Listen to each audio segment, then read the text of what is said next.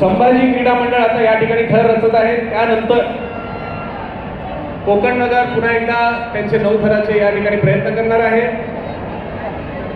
त्यानंतर स्वयंभू हनुमान गोविंदा पथक यांना संधी दिली. कुठे स्वयंभू गोविंदा पथक? कुठे गोविंदा? कुठे स्वयंभू गोविंदा पथक? गोविंदा नाही. त्यानंतर शिवशक्ती गोविंदा पथकाला संधी दिली जाईल. गोविंदा पथक धर्मवीर गोविंदा पथक कुठे? संभाजी क्रीडा मंडळ झाल्यानंतर कोकण नगर, त्यानंतर शिवशक्ती.